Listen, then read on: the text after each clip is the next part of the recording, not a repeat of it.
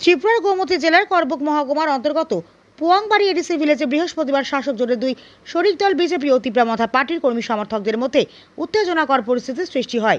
ঘটনাকে কেন্দ্র করে এলাকা জুড়ে চাঞ্চল্যের সৃষ্টি হলেও পুলিশের দ্রুত হস্তক্ষেপে পরিস্থিতি নিয়ন্ত্রণে আসে। তীব্রামাথা পার্টির অভিযোগ, পোয়াংবাড়ি এডিসি ভিলেজের বহু বাসিন্দা দীর্ঘদিন ধরে বিভিন্ন সরকারি প্রকল্প ও পঞ্চায়েতের সুযোগ সুবিধা থেকে বঞ্চিত রয়েছেন। এই সমস্যাগুলি সমাধান এবং সংশ্লিষ্ট দাবি দাওয়া তুলে ধরতে দলের কর্মী সমর্থকরা পঞ্চায়েত সচিব ও গ্রাম রোজগার সহায়ক জিআরএস এর কাছে একটি ডেপুটেশন জমা দিতে পঞ্চায়েত কার্যালয়ে যান। অভিযোগ অনুযায়ী ডেপুটেশন জমা দেওয়ার সময় বিজেপি কর্মীরা বাধা দিলে দুই পক্ষের মধ্যে বাকবিতণ্ডা শুরু হয়। এক পর্যায়ে পরিস্থিতি উত্তপ্ত হয়ে ওঠে এবং এলাকায় উত্তেজনা ছড়িয়ে পড়ে। খবর পেয়ে চেরাগাং থানার ভারপ্রাপ্ত কর্মকর্তা ওসি বাবুল দাস বিশাল পুলিশ বাহিনী ও ডিএসআর জওয়ানদের নিয়ে ঘটনাস্থলে পৌঁছন। তিনি উভয় পক্ষের সঙ্গে আলোচনা করে পরিস্থিতি শান্ত করেন, আইন শৃঙ্খলা বজায় রাখেন। পরে তীব্রামাথা পার্টির প্রতিনিধিরা তাদের দাবিপত্র ওসি বাবুল দাসের হাতে তুলে দেন। ওসি জানান, দাবিপত্রটি করবুক ব্লকের বিডিও শুভজিৎ পালের কাছে পাঠিয়ে দেওয়া হবে। ঘটনার পর তীব্রামাথা পার্টির পক্ষ থেকে একটি সাংবাদিক সম্মেলনের আয়োজন করা হয়। সেখানে দলের নেতারা অভিযোগ করেন, প্রায় 2 মাস আগেও একই ধরনের ডেপুটেশন জমা দিতে গেলে তাদের বাধার সম্মুখীন হতে হয়েছিল।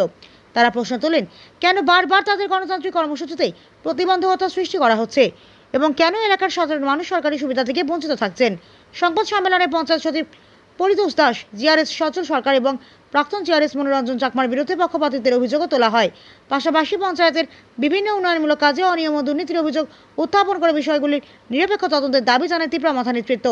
তবে অভিযোগগুলির বিষয়ে অভিযুক্তদের কোনো প্রতিক্রিয়া পাওয়া যায়নি। বর্তমানে এলাকায় পরিস্থিতি শান্ত রয়েছে। সম্ভাব্য অপ্রীতিকর ঘটনা এড়াতে প্রশাসন ও পুলিশ পরিস্থিতির ওপর কড়া নজরদারি চালিয়ে যাচ্ছে।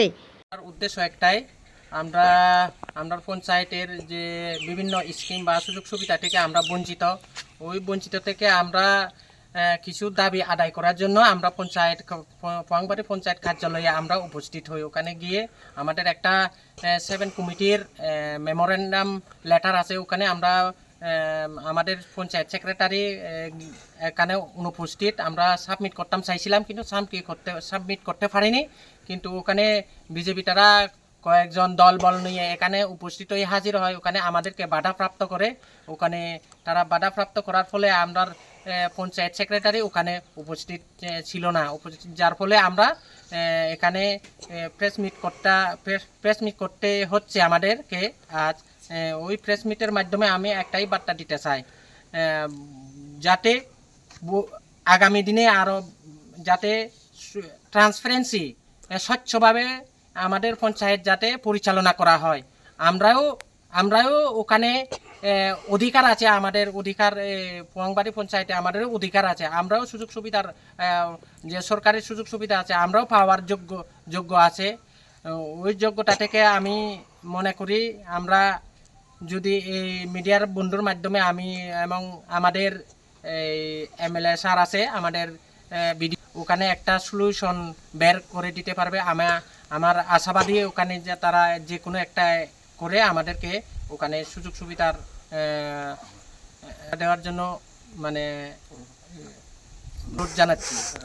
আমাদের প্রথমত তো আমাদের পঞ্চায়েত সেক্রেটারি মেন, ওখানে পঞ্চায়েত সেক্রেটারি, কারণ তারা ওখানে পরিচালনা করছে সরকারি অ্যাডমিনিস্ট্রেটিভ হিসেবে সরকারিভাবে। ওখানে তারা পঞ্চায়েত সেক্রেটারির নাম ওখানে পরিতোষ দাস, আর জিআরএস এর নাম হলো ওখানে সচল সরকার। ওখানে তারা মেন ওখানে আছে, তারা ওখানে সব কিছু বিষয় জানে। তো আমরা তারা সাথে তো কাজ করে গেছে, উনি করছেন। কিন্তু আমরা যে অ্যাকশন প্ল্যান দিয়েছি আমাদের বিডিও স্যারের কাছে, আমি নিজে বিডিওর ব্লক বিসি মিটিংয়ে আমি 2 বার অ্যাটেন্ড করেছি স্যারের সাথে। কিন্তু স্যারের যে ইনস্ট্রাকশন দেওয়া হয়েছিল ওই কথার অনুসারে আমরা অ্যাকশন প্ল্যান জমা দিতাম গেছি, কিন্তু ওখানে অ্যাকশন প্ল্যান এস্টিমেট দেওয়া হয়নি, বানানো হয়নি। আমরা যে অ্যাকশন প্ল্যান দিয়েছি ওখানে এখনো জিআরএস এর কাছে ওখানে পড়ে রয়েছে। ওখানে জিআরএস আমাদেরকে বলেছিল ওখানে নাকি বিজেপি সমর্থকরা নাকি ধমকি দিয়ে ওখানে থ্রেট করে তাদেরকে। এই জন্য আমি এস্টিমেট বানাতে আমি এখানে ব্যর্থ। ব্যুরো রিপোর্ট, হাল্লা বল।